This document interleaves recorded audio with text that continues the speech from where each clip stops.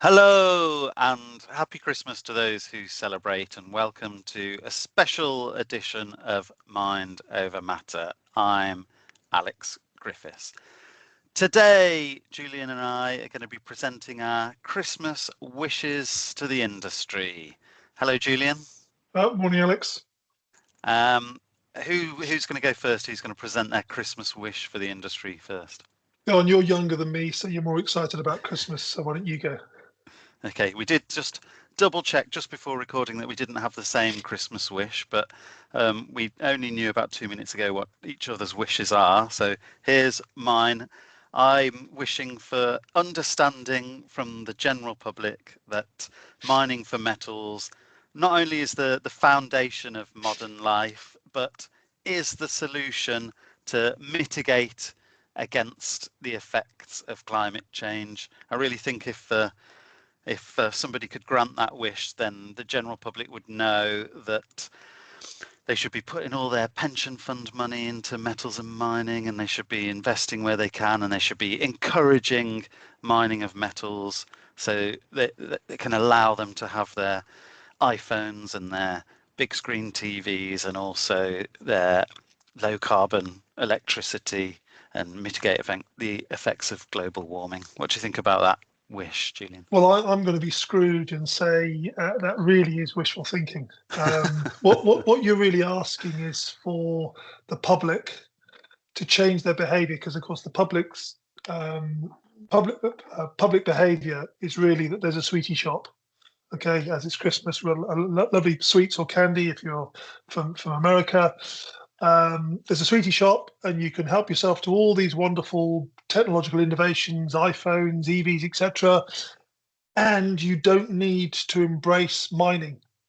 You don't need to accept in your heart of hearts that mining is involved in the delivery of your iPhone under the Christmas tree. And of course, the reality is we know that you cannot have all of these innovations. You can't even have data centers or data centers. Um, you can't have the cloud, you can't have computers, you can't have wind turbines, you can't have conventional power generation kit. The old adage, if you don't grow it, you mine it. And that happens to be true. It's a very old adage. So I suppose the question is, what's going to change the public perception? Does it require there to be shortages? So, for example, maybe it's a silly example. Sorry, you can't have your iPhone. You can't change your iPhone every year to go for an iPhone 17. You're going to have to accept that you can't change it every year. You can't get the iPhone 18. And by the way, other mobile phone manufacturers are available and models are available other than iPhone.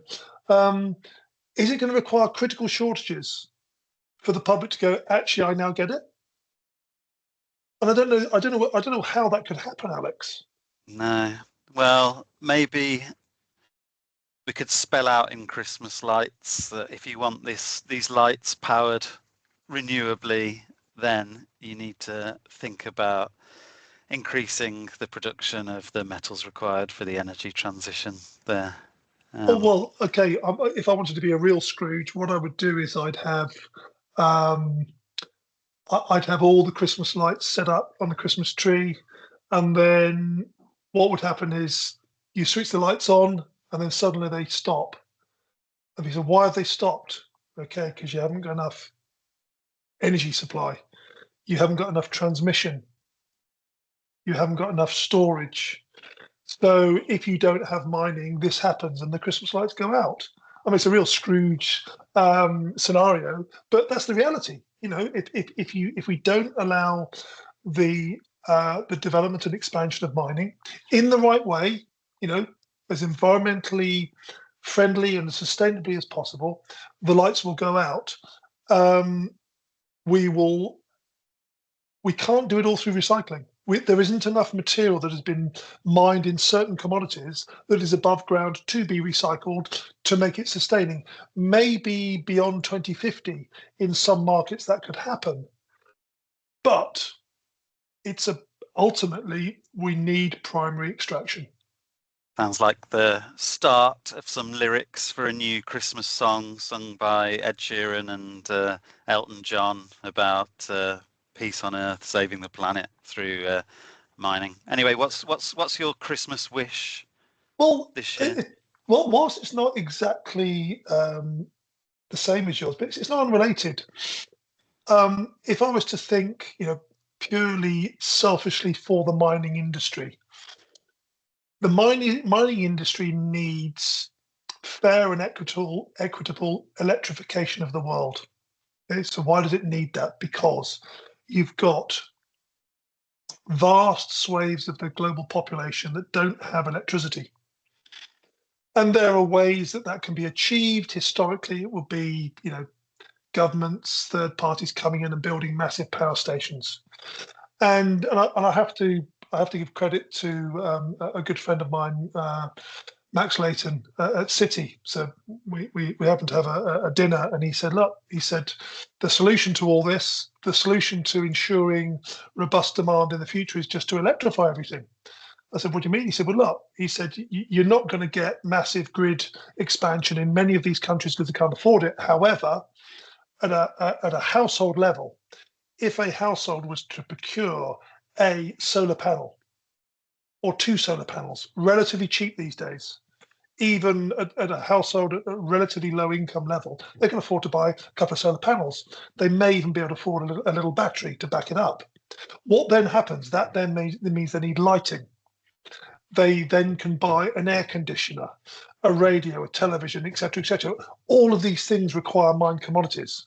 So not only does it help the population, that's the primary. Let's electrify the world. The second thing is it supports mining. And so, lo and behold, in many of the countries that don't have electrification, there are resources in the ground. So it provides jobs as well. So in my, peace and goodwill to all people and looking for a better world, which is what should happen around Christmas, we start to think about these things. I think we don't think about these things often enough. It tends to be at points in time. That is something that I could wish for. So how does this wish become a reality? You make it sound so simple. How does this wish Well, become a reality? Is it the onus on the manufacturers to bring the prices down? Is the onus on the buyers to just get out there and buy? Do governments have to push for this to provide subsidies or free equipment? How do you see this wish coming true? well, okay. Look, charity only gets you so far. Okay, and you could say that through taxes in the developed world, we provide donations, foreign aid, etc. That I don't think that's the solution. I think developing countries in the world want to be self-sustaining. They don't want handouts. Arguably, there's one country on the planet that is delivering this, and yet we love to bash this country, and that is China. China has developed, and we've talked about it before. They've developed ultra low cost electron ecosystem. So renewables, solar panels, battery technology. So what is wrong with encouraging low cost production of these technologies?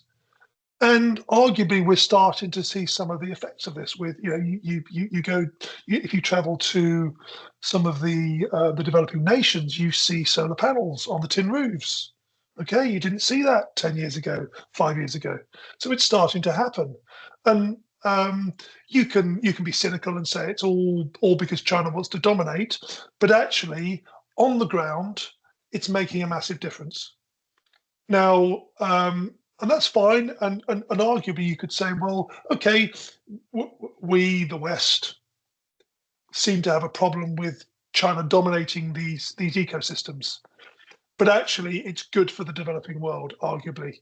And if we want to develop our own,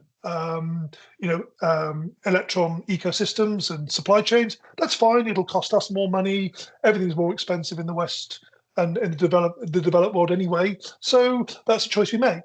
And what that does is that means we are not taking or buying the cheap electron ecosystems from China and other countries, and it means that the developing world can procure them at a reasonable cost.